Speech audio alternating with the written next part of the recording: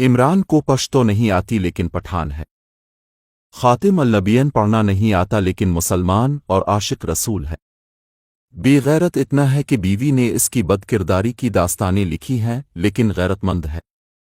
یہودیوں کا داماد ہے اور بیوی بچے اس کے یہودیوں کے پاس ہیں، یہاں تک کہ 300 کنال کا گھر جس میں یہ رہ رہا ہے وہ یہودیوں کا دیا ہوا ہے، لیکن بقول یوتھیز امت مسلمہ کا لیڈر ہے۔ جلسوں میں لڑکیاں نچاتا ہے اور ریاست مدینہ بنانے کی بات کرتا ہے، لیکن مذہب کارڈ نہیں کھیلتا بلکہ انتہائی شریف النفس اور باحیا انسان ہے۔ خود اپنے آپ کو پلے بوائے کہتا ہے، ایک ناجائز بیٹی کا باپ ہے لیکن بدکردار نہیں ہے۔ ڈر اور خوف اتنا ہے کہ بالٹی پہن کر عدالت جاتے رہے لیکن بہادر ہے۔ جھوٹ جم کر بولتا ہے، موقع کی مناسبت سے بیانیاں بناتا ہے، جھوٹے دعوے اور وعدے کرتا ہے اور پھر یوٹرن لے لیتا ہے، لیکن وعدہ خلاف اور منافق نہیں ہے بلکہ بقول شخص صادق اور امین ہے۔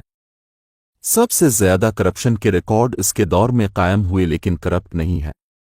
جس نے احسان کیا اسے بدنام کیا لیکن احسان فراموش نہیں ہے۔ 4 سال تک پالش لگائی تابیدار رہے جی حضوری کر کے حکومت کی، لیکن بوٹ چاٹ اور پالشی نہیں ہے۔ توشہ خانہ کی کبے کی ڈیزائن والی گھڑی تک چوری کر کے بیچ دی لیکن ایماندار اور چور بالکل نہیں ہے۔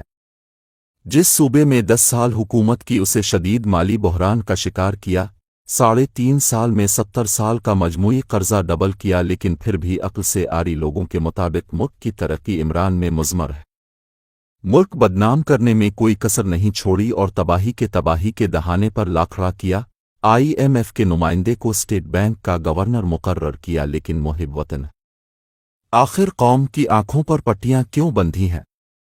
جواب یہی ہے کہ دراصل جتنی برائیاں عمران میں موجود ہیں یہ آج کی اس نسل کو برائیاں نہیں لگتی۔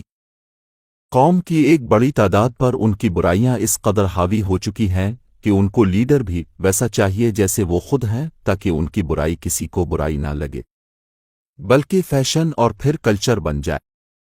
آج کل قوم کے مجموعے میں تقریباً تمام برائیاں اور کمزوریاں بدرجہ آتم موجود ہیں، جو عمران کی شخصیت اور کردار میں یکجا ہوتی ہے۔